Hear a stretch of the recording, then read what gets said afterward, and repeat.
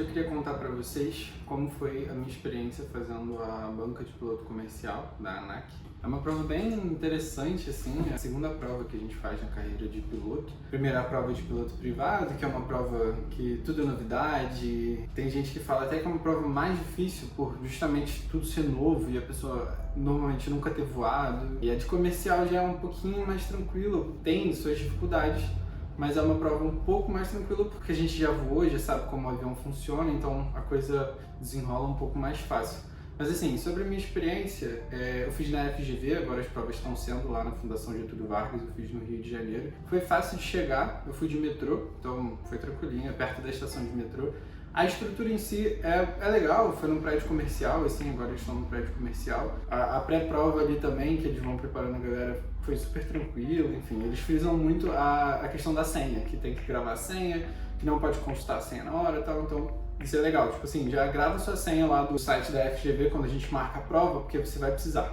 Não dá pra consultar lá na hora, tem que saber já e tudo mais. Uma coisa que é legal vocês saberem também é o que pode e o que não pode levar pra prova. Tem até um documento, qualquer coisa eu boto aí na descrição do documento falando o que pode e não pode. Mas basicamente assim, para a prova de comercial, que é um pouquinho mais complexa, se eu não me engano também para de privada, mas principalmente para comercial, você pode levar caneta, lápis, borracha, uma calculadora de conta simples, por mais, menos, multiplicação, divisão e tal.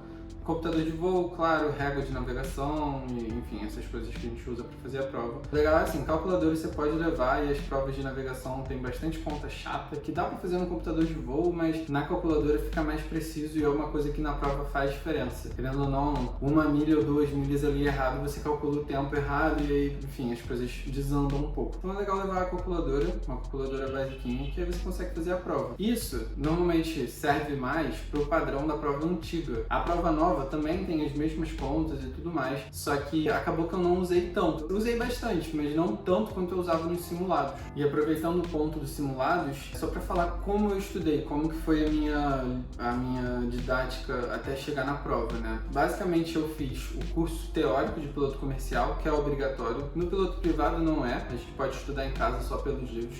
Mas no comercial a gente precisa de um centro de escola credenciado pela ANAC para conseguir fazer a prova, para a gente passar nas notas lá nas provas e estar apto para fazer a prova. Então, estudei pelo curso online que eu fiz no Aeroclube de Juiz de Fora, qualquer coisa eu boto aí também na descrição. Foi um curso bem legal, eu até gravei um vídeo lá para eles agradecendo e tudo mais. Outra coisa que eu fiz também para estudo foi ler os livros, e eu acho que assim, a base dessas provas da ANAC são os livros. O curso ajuda e tudo mais, e aí eu falo isso até como professor. Acaba que as aulas elas são meio que introdutórias no assunto, porque normalmente você não tem tempo hábil para aprofundar o que um livro aprofundaria. Até dependendo da aula dá para aprofundar, mas normalmente não é o que acontece. Não é uma crítica ao curso lá do Aeroclube, mas os livros eles acabam indo muito adentro, dando exemplo, enfim, falando de uma forma que para mim funciona melhor. Vai também do jeito que você aprende, tem gente que é mais sinestésico, gosta mais de fazer, ou mais visual, gosta mais de ver a coisa acontecendo. Então, para mim funcionou o curso online, os livros principalmente, ler bastante os livros e fazer simulado. Fiz os simulados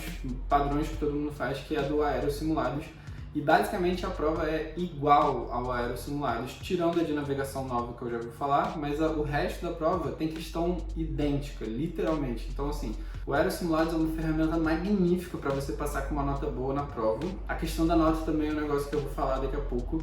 Minha nota foi bem legal. Tinha uma promoção no Aeroclube que eu tava, mas enfim, já falo disso para vocês. Então a minha forma de estudo foram essas: Aerosimulados, curso online e os livros, e bastante simulado, fazer muito simulado. E sobre a parte de navegação, foi até uma parte que eu senti um pouco de dificuldade no curso em si, no curso online. As aulas eram boas e tal, mas naturalmente eu acho que a gente, como piloto, não vou generalizar, mas eu pelo menos senti bastante dificuldade nessa transição para navegação, porque até então eu fazia navegação visual, navegação estimada, enfim, então as navegações de piloto privado elas são bem diferentes. As navegações de comercial elas já são um pouquinho mais complexas, enfim, alguns cálculos mais complexos, Nada demais, assim, mas é um pouquinho mais difícil de pegar no embalo no início. Uma coisa que eu fiz também em paralelo ali foi ver uns vídeos no YouTube de como resolver a prova e tudo mais, e é até por isso que eu tô fazendo esse vídeo especificamente para falar da nova prova de navegação. Eu vi poucos vídeos no YouTube sobre a nova prova, eu acho que a coisa ainda tá meio nebulosa, mas basicamente sim. O que falam é verdade no sentido de quem consegue fazer a prova antiga, consegue fazer a prova nova. Acaba que a prova antiga ficou meio manjada, assim, todo mundo sabe fazer e é uma coisa meio padronizada, então eu conseguia fazer os simulados ali rapidinho não, no tempo da prova, mas conseguia fazer com uma certa velocidade, e na nova prova já vem uma dificuldade a mais por ser uma coisa nova. E eu acho que o que mais me pegou assim na nova prova é que você tem que tomar algumas decisões.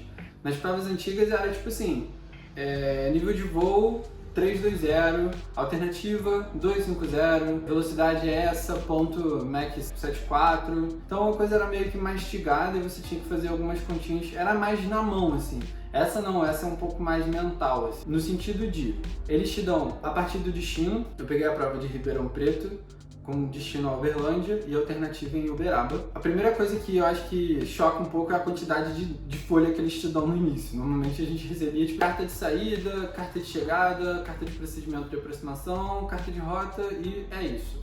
E lá não, lá tem tipo assim, todas as cartas de saída do aeroporto, ou quase todas, porque você depende do vento, você tem que ver o vento, tem que ver o metal, tem que tomar a decisão. Eu lembro que eu até dobrei a folha porque tinham 4 cartas de saída e eu dobrei para que eu ia utilizar, as outras 2 eu nem ia utilizar. E é uma coisa fácil, assim, tipo, você vê o metal, vê o vento, para qual cabeceira que tá e já toma a decisão.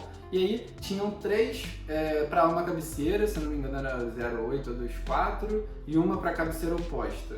Era alguma coisa próxima disso. E basicamente ele não te dizia a rota que você ia fazer. Ele só falava o início e falava o final. E você tomava a decisão de qual rota você ia fazer. A ideia ali do enunciado é de falar que você está numa linha aérea, no caso a prova minha era com ATR. Então, para você tomar a decisão, e tipo assim, pensando numa linha aérea que você não vai sair queimando combustível igual maluco, porque você quer passar em cima de algum fixo ou alguma coisa assim, né? Então, você pega a rota mais ou menos mais reta ali que tem, e eu lembro de uma pergunta que era assim, qual procedimento, qual carta que você vai usar? Não necessariamente a saída, mas a carta, que tinha vários nomes, várias transições, e aí você tem que falar ali qual carta que era uma meio que para te confundir um pouquinho, porque eram várias cartas com nomes parecidos. Aí você toma a decisão, e aí ele fala um negócio legal também, que é assim, para até 300 milhas, não lembro exatamente o número, mas até, sei lá, 300 milhas você vai voar abaixo do 170, acima de 300 milhas você vai voar acima. Era alguma coisa assim, que é uma questão legal também para você decidir de acordo com a rota que você escolheu.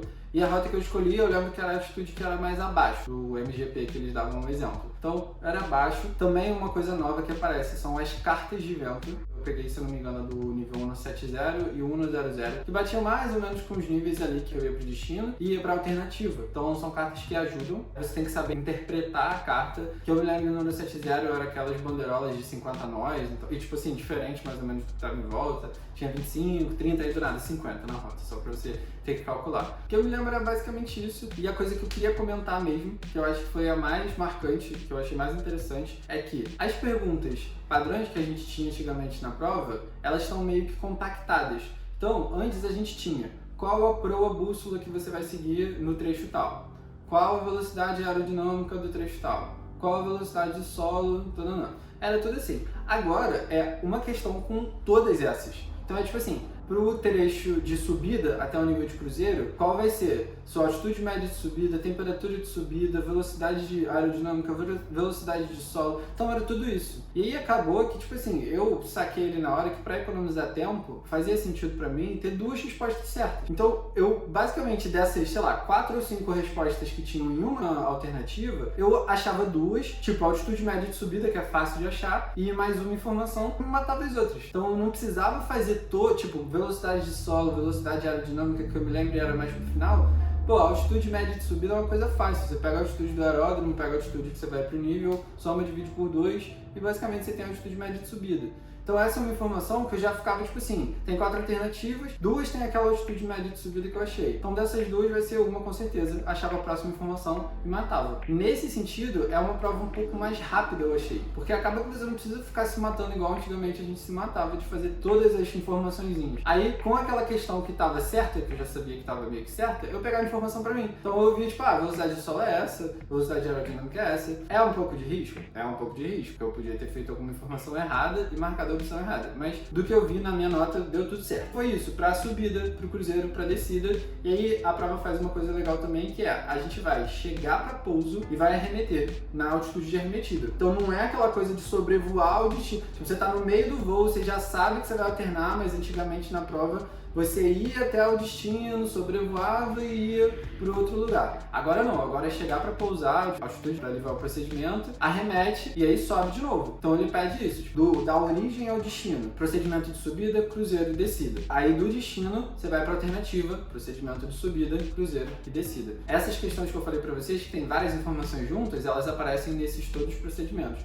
Então acaba que fica uma prova repetitiva nesse sentido. Eu lembro que eu fiz assim, são 6 trechos, né? Subida, média, descida de um, subida, média. Então, são 6 trechos, 6 perguntas foram disso. Com certeza 6 perguntas foram disso. Tinha algumas perguntas legais que era qual a distância da sua rota, e aí dependendo da rota que você escolheu, você ia falar a distância errada. Eles pediam a menor distância, né? Pô, você tá numa linha aérea, você tem que economizar tempo e economizar dinheiro, economizar combustível. Então eles pedem a menor rota. Se eu não me engano, a rota ficava bem no limite do MGP. Ficava tipo assim, até 300 milhas ia ser tal altitude. Aí a rota tinha 297 e as outras tinham 305, 310. Então se você pegar essa rota errada, eu acho que tudo meio que ia desandar. Que eu me lembro era mais ou menos isso. No início da prova, antigamente a gente tinha no final da prova aquelas questões mais fáceis. As questões que você vê as cartas, bate o olho e já entende. Nessa agora é tudo no início. Então eles pedem algumas informações do METAR, leitura de carta, leitura da carta de vento, carta de rota, qual carta você vai usar, qual altitude do aeródromo, que isso sempre pede, mas aí você tem que ver na carta de rota, tem na IAC também, dependendo.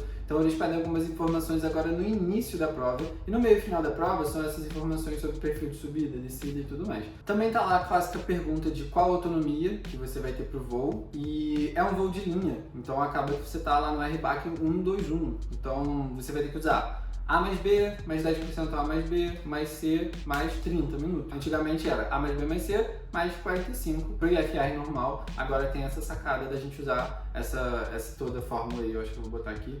A mais B, mais 10% A mais B, mais C, mais 30 minutos. Ele também pergunta o fuel flow, que é uma coisa legal. Eu não lembro agora se ele deu a informação ou se ele pediu a informação. Mas uma das duas. E o fuel flow é tranquilo de calcular, enfim, nada demais. Uma coisa que ele faz ao contrário também que eu achei legal é, antes eles davam a informação de razão de subida, agora eles pedem para, de acordo com a carta do procedimento de subida, você calcular a razão de subida. Então, você pega lá a velocidade indicada que eles dão e calcula vezes o gradiente de subida que eles querem, que eu me lembre era 5, era exatamente 5%. Então acaba que você calculava a sua velocidade indicada, eu acho que era 160 nós, vezes 5, dava 800 pés por minuto. Posso estar errado, mas eu acho que era isso mesmo. E aí era a razão de subida para o início lá do procedimento. Então, basicamente, era isso, assim. Então, não é uma prova difícil, no geral. Para quem vai fazer, assim, não precisa ficar nervoso.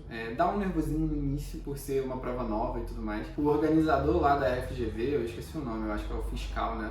Ele até esqueceu de dar as minhas cartas, que eu acho que só eu tava fazendo de piloto lá no dia. Então, ele esqueceu de dar as minhas cartas, foi até estranho, eu peguei aquele calhamaço de folha para as cartas e tal, aí eu fiquei tipo, pô, me ferrei. Mas deu tudo certo. O resto é muito tranquilo. E aí uma coisa que eu fiz, foi uma estratégiazinha, que eu fazia na área simulados também. Eu não lembro a ordem exata, mas se eu não me engano era regulamentos, meteorologia, navegação, teoria de voo e conhecimentos técnicos. Algo próximo disso. Eu sei que a navegação tá ali no meio, e o que eu costumava fazer nos meus simulados e fiz na prova, deixa a navegação pro final. Navegação, cara, é o que você mais vai quebrar a cabeça e que demora mais, então não faz sentido você desgastar tudo ali no meio da prova e depois fazer conhecimentos técnicos e teoria de voo cansado. Então eu fiz isso, tipo assim, pulei navegação no dia. Eu lembro até que eu entrei numa questão de navegação e eu fiquei meio tipo, isso é navegação mesmo? Porque eu tava fazendo de meteorologia, aí parecia de meteoro, era tipo assim, uma pergunta sobre a temperatura do METAR ou alguma coisa assim. Então eu fiquei até meio confuso ali. Então basicamente foi isso, eu fiz tudo, depois voltei pra navegação, pra terminar a prova. Ainda deu tempo de olhar todas as questões que eu respondi e para ver se estava certo. Na prova lá, tem como você marcar uma questão. Além de você marcar a própria questão, tem como você dar uma marcadinha que é tipo um hashtag que aparece ali na prova. Eu acho que é um hashtag ou alguma coisa assim. Então, lá embaixo vai ter o bloco de todas as questões e aí você consegue ver as questões que estão marcadas para você voltar. Você marca a prova e aí no final você dá uma olhada. Mas acabei que eu olhei todas as questões. Acho que eu já sabia, eu já passei mais rápido, mas tinha algumas ali que eu ainda fui pensar um pouco no final. E tem como você pedir para reaver a questão também. Se eu não me engano, chama recurso. Você marca a questão para recurso. E é um esquema que eu realmente não sei muito sobre, mas eu sei que se você, tipo assim, bater o pé e falar, cara, essa resposta aqui tá certa, eu tenho certeza, aí você pode pedir recurso. Tem que ter bastante argumento para você pedir recurso e não foi o meu caso. Uma coisa que eu reparei na prova também que eu acho interessante de comentar, que é meio que uma estratégia que eu tive, e eu acho que é uma estratégia natural que vocês podem ter também, mas quem não sacou isso ainda, eu acho que é legal comentar, é entender as questões da ANAC. Existem algumas questões que são realmente específicas e que você tem que saber exatamente a resposta. Isso é fato. Mas existem mais dois tipos de questões que eu queria comentar para vocês. Existem questões que vão ter duas informações nas alternativas. Então, tipo, tem A, B, C e D. E aí nessa, tipo, na A vai ter uma informação e outra informação. Aí na B vai ter uma informação e outra informação. Um exemplo que eu posso dar para vocês é uma questão assim. Em relação ao compressor centrífugo, comparando com o compressor axial, quais são as vantagens? E aí vai ter algumas opções. Com certeza duas opções vão ser absurdas. Absurdas mesmo. Porque você está falando de vantagem e ele vai colocar desvantagem. Então, tipo assim, essas duas você já exclui. Aí vão ter duas opções que podem ser. E acaba que na prova você sempre vai ficar meio que em duas opções. Se você não sabe a resposta de cara, você vai ficar ali em duas opções. Nessas duas, alguma delas ainda vai ser um pouco absurda. E aí você consegue matar a questão. Então, uma questão que eu vejo acontecer às vezes, uma parte das questões vão ser as específicas mesmo, não tem muito pra onde correr, mas de vez em quando tem essas opções e com certeza vai ser a resposta menos bizarra. Fica de olho nessas que aparecem coisas bizarras. E outra questão que eu vejo acontecer muito, basicamente parecido com essa, são as questões que você vai ficar em duas alternativas. Pode ser específica mesmo, com uma informaçãozinha por alternativa, mas você vai ficar em duas alternativas. Duas vão ser muito bizarras, então essas duas você já exclui, e duas você vai ficar ali no meio. E aí você faz as contas, ou relembra aí dos seus estudos que você vai conseguir. Dessas quatro, assim, duas são bizarras e duas fazem algum sentido. Um comentário legal, meteorologia, é muito legal você saber TAF e METAR, porque são questões que caem muito, muito, muito, muito. Navegação IFR, você não vai estudar aquela coisa do PP que é, projeção cartográfica, escala, essas coisas. É uma prova bem fazer conta e tudo mais. Regulamento aéreo, vai cair um pouquinho de legislação lá, até porque, né, pilotos comerciais, tem que saber, você está fazendo uma prova para exercer uma profissão, então você tem que saber a legislação que rege aquela profissão. Então já cai um pouquinho de CBA, um pouquinho da lei do tripulante, algumas questõezinhas que vão aparecer. De resto, assim, regulamento é basicamente a mesma coisa do piloto privado, com algumas adições dos voos IFR. Então, questão das órbitas, velocidades, qual a velocidade que o controle espera que você mantenha ali de variação, as questões clássicas de categoria de aeronave. Agora, sobre conhecimentos técnicos, aí já é uma prova um pouquinho mais complicadinha do que é de piloto privado, porque já começa a entrar teoria de alta, motores a reação, quer dizer, teoria de voo entra teoria de alta, mas CT entra motores a reação e tudo mais. O exemplo que eu dei para vocês já foi com compressor lá dos motores a reação. Então, algumas perguntinhas aí de compressor, quais são os estágios de um motor a reação, enfim, essas perguntas já vão cair em conhecimentos técnicos. E as clássicas, o que dá o formato da asa, enfim, essas questões que você já está acostumado no piloto privado. Por isso que eu falei lá no início, a prova de piloto privado é uma prova mais complicada porque é tudo novo. A de piloto comercial, boa parte das questões vai ser de piloto privado. Aquelas perguntas clássicas de segmento paralelo à pista em uso com vento de cauda, o que vai ser, a perna do vento, enfim. Essas questões básicas elas vão aparecer. Só a navegação que é realmente o grande marco da prova de piloto comercial. Se vocês pegarem a prova antiga, mamatinha, vocês fazem basicamente o que vocês fariam no área simulada. Se vocês pegarem a prova nova, e aí vocês já vão saber dessas dicas aí. Uma informação que eu vi na internet também, que aí vocês podem achar em outros vídeos, é sobre a informação de razão de descida, que é basicamente o cálculo da velocidade de solo que você vai ter vezes 5. E aí você consegue a sua razão de descida, tá? Na minha prova, eu lembro que eu tive aquela questão de, tipo, tinha razão de ter sido explícita em alguma das respostas que tinham várias informações, e aí eu fui atrás das outras informações, achei a razão de ter sido, e aí, sucesso. E agora um comentário que eu queria fazer sobre a questão de economizar grana, né? Todos nós queremos, enfim, a realidade do piloto. Não, no Brasil não é um curso barato de se pagar, não é um curso super caro pensando numa faculdade, mas também não é uma coisa barata e às vezes a gente quer fazer rápido, porque já está com mais idade. Uma forma que eu achei de economizar para estudar para a prova de piloto comercial foi uma promoção no Aeroclube que eu tô como aluno, que é o Aeroclube de Juiz de Fora, o ACJF. E basicamente eles faziam uma promoção que eu até confirmei com eles que agora está desativada, mas talvez eles voltem com essa promoção, que é, de acordo com a nota que você tira na ANAC, você ganha horas de voo. E basicamente esse foi o grande motivador para eu ir bem na banca. Eu consegui tirar uma nota muito boa e ganhei bastante horas de voo. É uma coisa que vocês podem procurar nos aeroclubes que vocês estão pensando em voar, porque é uma forma de economizar. Vou tirar algumas horas do meu piloto comercial a partir dessa promoção. A prova é tranquila, você estudou, vai tranquilo, não é nada bizarro. A ANAC não quer te sacanear. A ANAC tá ali só pra te dar as licenças e você mesmo provar que você conhece, você sabe do que eles estão pedindo. Então basicamente é isso. E uma coisa que eu aprendi no Aeroclube e que eu levo para esse tempo de estudo que eu tive é basicamente que as coisas que a gente estuda não são só para prova, a gente vai usar na prática. Estuda pensando nisso, não só em passar na prova. Estuda pensando lá nos seus voos práticos, nos voos por instrumentos, que é uma coisa que vai acabar te poupando energia e, enfim, estudo futuro que você vai ter que ter. Você já estuda agora, passa melhor na prova e está preparado para o futuro lá, para quando você precisar dessas informações. Então basicamente é isso. Boa prova caso você vá fazer. Espero que dê tudo certo. Qualquer coisa, fala a nota aí nos comentários e a gente vai trocando ideia.